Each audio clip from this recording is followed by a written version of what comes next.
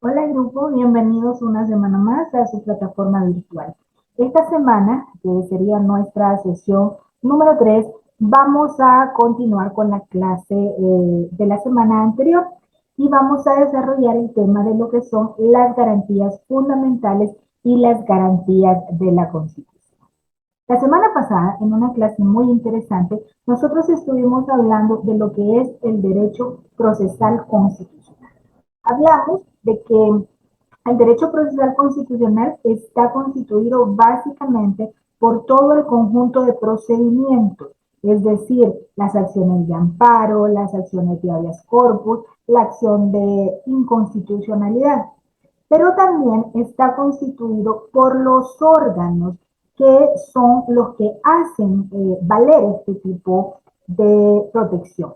Nos referimos, por supuesto, a las cortes y a las salas de los constitucionales de los diferentes países, ¿verdad?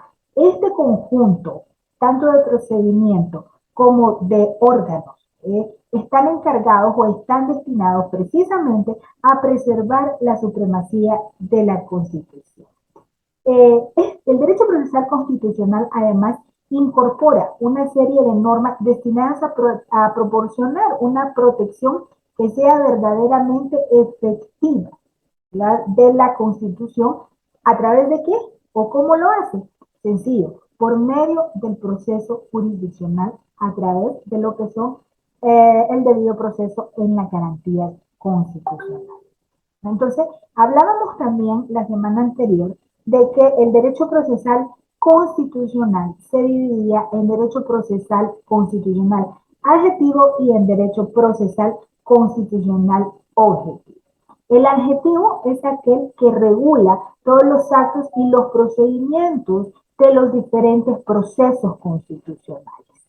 Y el orgánico, pues como su palabra lo dice, se refiere precisamente a la estructuración del órgano de control, es decir, ya sea de la Corte de Constitucionalidad o ya sea de la Sala de lo Constitucional, que forma parte de lo que es la Corte Suprema de Justicia de un determinado país.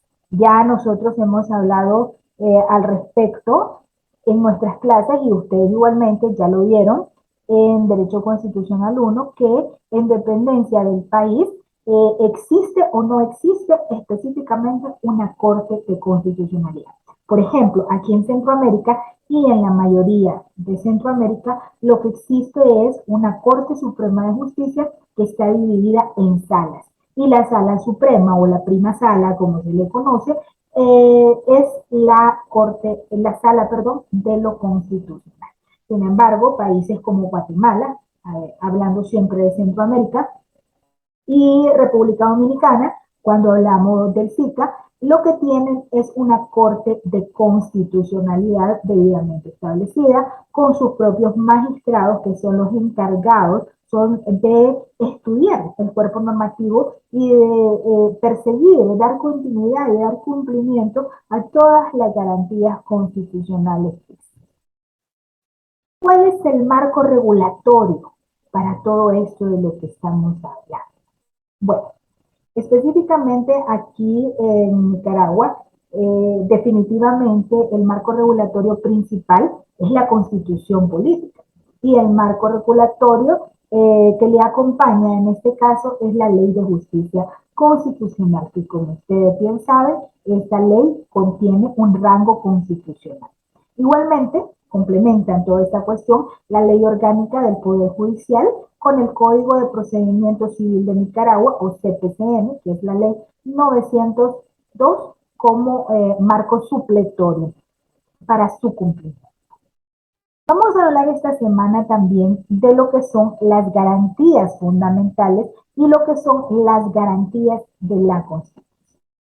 Cuando nosotros hablamos de garantías constitucionales, nos estamos refiriendo al conjunto de instrumentos, tanto jurídicos como extrajurídicos, por los que se busca asegurar el debido cumplimiento y el efectivo cumplimiento de los derechos humanos de los ciudadanos del país.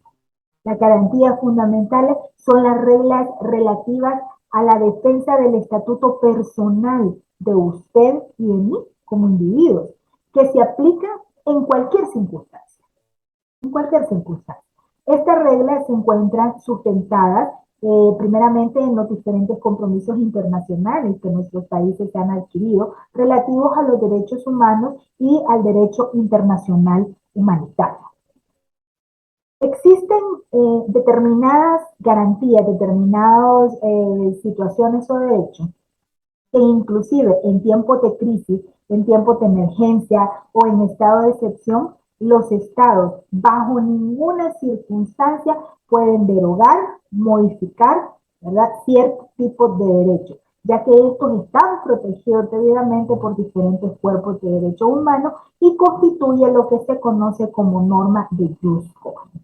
En la clase vamos a hablar ampliamente de lo que se refiere al jus cogens y vamos a ver cuáles son algunos ejemplos de ellos y vamos a analizar si todos los derechos humanos y fundamentales son de jus cogens o si existen algunos que sí son de jus cogens y algunos otros que el Estado en términos de excepción, en estado de emergencia, sí puede digamos que poner en suspenso en base a lo que son el derecho de las mayorías. Vamos a analizar precisamente la situación que se dio durante la época de la pandemia, que todos nosotros lo sufrimos, aunque aquí en Nicaragua no hubo ningún régimen de excepción que nos mandara a cuarentena. Un gran porcentaje del mundo sí estuvo en un proceso de cuarentena en el cual una serie de derechos fundamentales se mantuvieron en suspenso en razón de un bien mayor, un bien colectivo, que era para este caso una emergencia en el área de salud. Vamos a hacer ese análisis, vamos a hablar un poquitito de cómo el mundo vivió la suspensión, por ejemplo, del derecho a la libre movilidad, la suspensión de la libre concentración, etcétera, etcétera, ¿verdad? En base, como les repito, a una necesidad del bien mayor, del bien social, del bien común. Vamos a analizar. Bueno, ahí hablamos de lo que son las garantías fundamentales. Cuando hablamos de lo que son las garantías de la Constitución, estamos hablando de aquellos derechos públicos.